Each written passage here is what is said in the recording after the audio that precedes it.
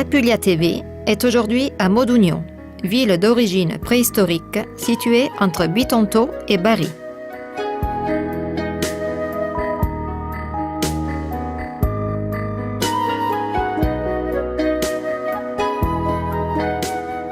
Notre voyage à la découverte de Modugno a comme première étape l'église de Sainte Marie Santissima Annunziata, église matrice de la ville datant de l'an 1000. À l'extérieur, cette église présente une façade sobre en clair style de la Renaissance, enrichie par une représentation de l'Annonciation. Complète la construction, le clocher, construit plus tard, autour de 1615, haute de plus de 60 mètres en style romanique, dépouille.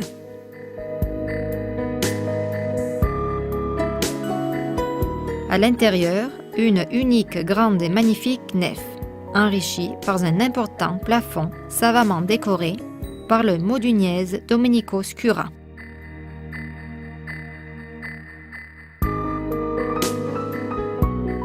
De nombreux hôtels nobiliaires décorés en style barocco-napolitain, surmontés par des statues et toiles précieuses, desquelles celle de Carlo Rosa.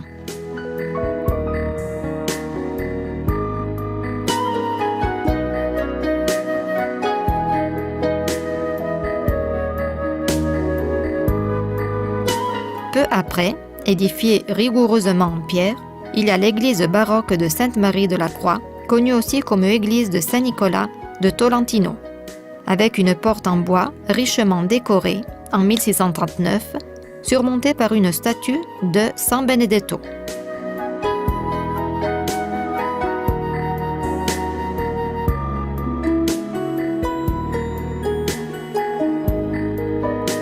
Annexe à l'église, l'ex-monastère de Sainte-Marie de la Croix, édifié autour du XVIIe siècle, et aujourd'hui siège des bureaux de l'hôtel de ville.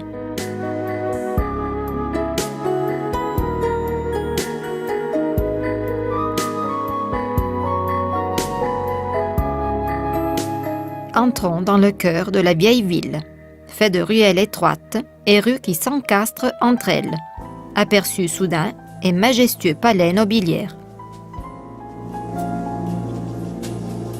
De tous, le palais Scura, le palais Russo, palais Cesena, palais Cornal, palais Maffei et palais Motta, édifiés au XIe siècle.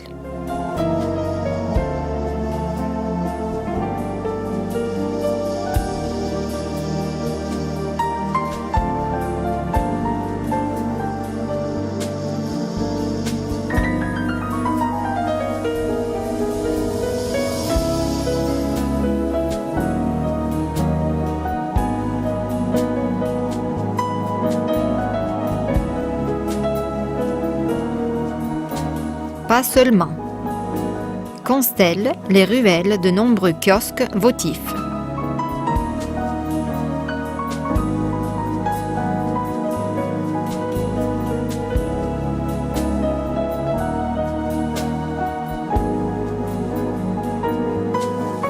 De toutes, le bas-relief de la déposition que nous découvrons sous l'arc de San Vito, celui du crucifix datant du XVIIIe-XIXe siècle.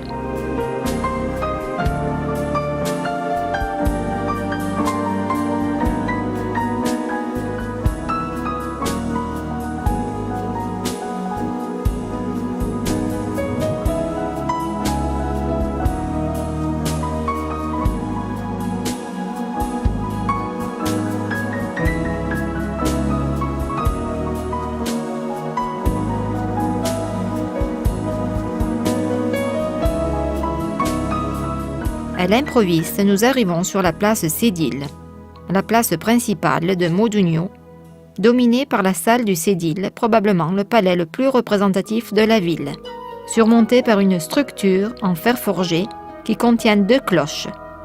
Une marque le passage du temps, l'autre provenant des nobles du début des assemblées. Sur la place, il y a divers palais nobiliaires, comme le palais Crispo, édifié entre le XVIIIe et le XIXe siècle en style néoclassique. En opposition au pouvoir temporel, toujours place Sédile, se dresse l'église de Sainte-Marie du Suffrage, connue comme église du Purgatoire, construite en 1639.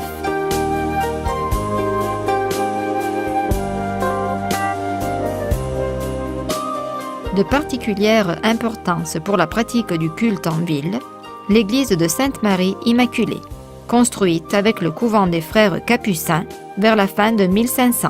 La porte est rectangulaire avec une lunette qui possède des bas-reliefs qui représentent des coupes, hosties et anges, et est surmontée avec des capucins, et le blason est par une grande fenêtre de style baroque. L'intérieur de l'église possède une unique nef avec des murs et des voûtes recouvertes de fresques avec des décorations florales. Faisons une petite pause vers l'église Nova, avec la structure plus actuelle, autant dans la configuration de l'extérieur que des intérieurs lumineux.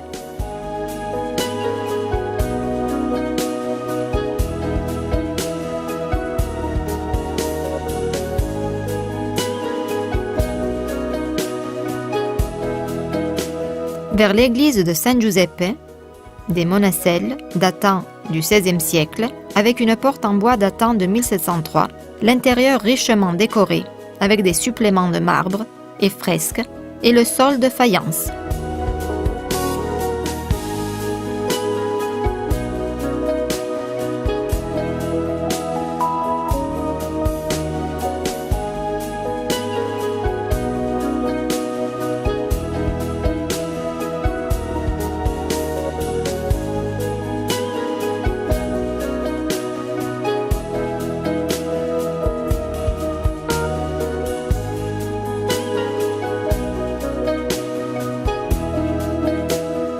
Terminons enfin notre voyage à la découverte de Modugno, au sanctuaire de la Madone de la Grotte.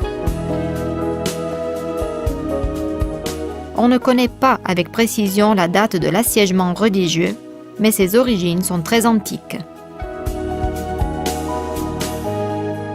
Grâce à sa position, dans le médiéval, a été une destination de pèlerinage et point de transit pour les croisés qui se dirigeaient vers la Terre Sainte ou revenaient de celle-ci.